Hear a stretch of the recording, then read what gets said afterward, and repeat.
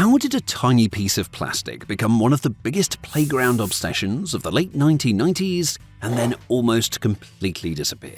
Bones ready, a friend with bones too. So play those crazy bones, that's what you gotta do. Kids go crazy for crazy bones. For a few years, Crazy Bones were everywhere. Kids carried them in their pockets, traded them at lunch tables, and battled them on blacktops during recess. Some were common, some were rare, and a few felt almost impossible to find. Entire playground economies formed around them. Friendships were built on trades, arguments started over battles, and the rarest figures became status symbols overnight. But despite becoming a global phenomenon, the craze faded just as quickly as it arrived. So what made Crazy Bones explode in popularity, and why couldn't they last? So the story actually begins thousands of years before the 1990s. You see, long before plastic collectibles existed, children in ancient Greece and Rome played games using small animal knuckle bones. These games involved tossing, flicking, and competing with simple pieces that were easy to carry and easy to play anywhere. And the idea survived for centuries because it was simple, social, and endlessly replayable. Now fast forward to the mid-1990s when a Spanish toy company called Magic Box International decided to modernize that concept. But instead of using actual bones, they created small plastic figures with strange shapes, exaggerated faces, and unique designs. Now the figures were simple, but they had personality. Some looked like aliens, monsters, sports equipment, or bizarre cartoon characters. None of them were especially detailed, but that almost made them more interesting. The company also made a critical decision that changed everything. They sold them in blind bags. So kids had no idea which figure they were getting until they opened the package. And that one choice introduced something powerful: the thrill of the hunt. Because every pack carried the possibility of finding a rare figure, and that uncertainty became absolutely addictive. The toys exploded in popularity in Spain almost immediately. Kids traded them, battled with them, and competed over who had the rarest collections. But the real breakthrough happened when the idea spread internationally. So an entrepreneur saw how intense the craze had become and realized it could work elsewhere. And soon, Crazy Bones arrived in North America, and once they hit schoolyards, the reaction was immediate. And to be honest, the timing couldn't have been better. You see, the late 1990s were filled with collectible crazes. Kids wanted things they could carry, trade, and compare with friends. Crazy Bones fit perfectly into that environment. They were cheap enough for kids to buy regularly, small enough to keep in a pocket, and varied enough to encourage collecting. But the biggest reason they worked was because they weren't passive toys. Kids actually did things with them. There were games, battles, tricks, and competitions. Rules varied depending on the playground, but that flexibility became part of the appeal. Every school seemed to invent its own version of how the game worked, and that social element turned the toys into something much bigger than just plastic figures. Owning them wasn't enough. You had to interact with them, trade them, compete with them, and of course, show them off. And that created a cycle that fueled the craze even further.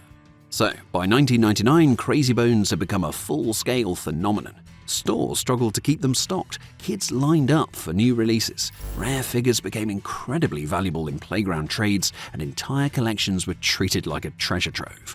The popularity spread largely through kids themselves rather than traditional advertising.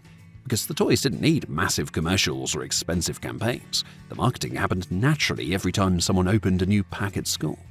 But the same thing that made them successful also created problems. Schools started actually banning them. Teachers saw constant distractions, arguments over trades, and students sneaking games into classrooms. Some adults even compared the trading culture to gambling because of how obsessed kids became with rare figures.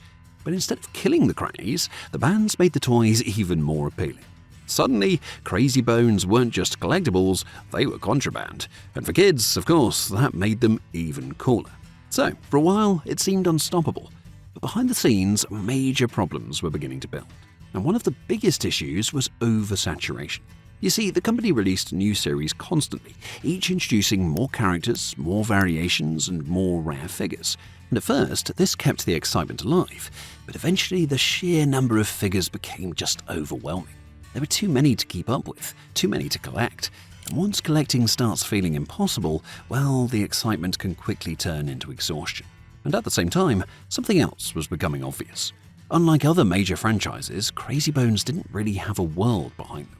The figures had names and designs, but they didn't have stories, personalities, or mythology connecting them together.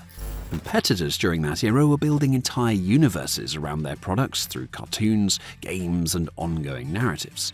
And Crazy Bones never really fully did that. There were attempts, of course. Plans for animated content were explored and games were released later on, but none of them became major successes, and the toys remained mostly just figures. And that turned out to be a major weakness, in fact, because once the novelty started fading, there wasn't much left holding kids emotionally connected to the brand. There were no major characters to follow, no evolving storylines, and no larger universe keeping the obsession alive. The toys depended entirely on the craze itself, and as we know, crazes don't last forever. So, as the early 2000s approached, kids' interests started shifting. Video games became more dominant, technology became more central to entertainment, and new collectible trends emerged. The pockets that once carried plastic figures were now carrying handheld gaming devices instead. The decline actually happened pretty fast. What had once felt unavoidable suddenly felt old. The trade slowed down, the playground battles disappeared, and within a surprisingly short amount of time, the craze faded away. But, like many trends from the 1990s, the story didn't completely end there. Years later, attempts were made to revive the brand. A reboot introduced redesigned figures with more detailed, humanoid appearances. The company hoped a modern look could reconnect with a new generation while also appealing to nostalgic fans. And for a moment, it did seem possible. But the world had changed too much. The reboot found pockets of success, especially in certain countries, but it never created the massive global explosion of the original craze. And part of the problem was timing. The original rise of Crazy Bones depended heavily on playground culture. Kids needed physical spaces where trading, battling, and collecting happened naturally every day.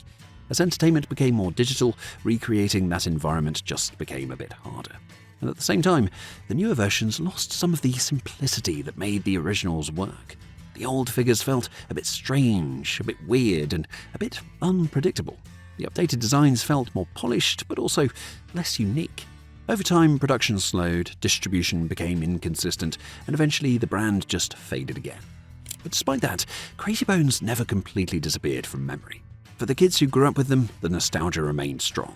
Collectors still search for rare figures online. Old collections still sit in storage boxes and drawers, and memories of playground trades still feel surprisingly vivid. Because for a brief period of time, those tiny plastic figures felt important. Not because of what they were made of, but because of what they represented. Competition, collecting, trading, social status, and the thrill of finding something rare. That's what made Crazy Bones special.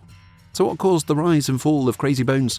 Well, the rise came from a brilliant combination of simplicity, collectability, and social interaction at exactly the right moment in time.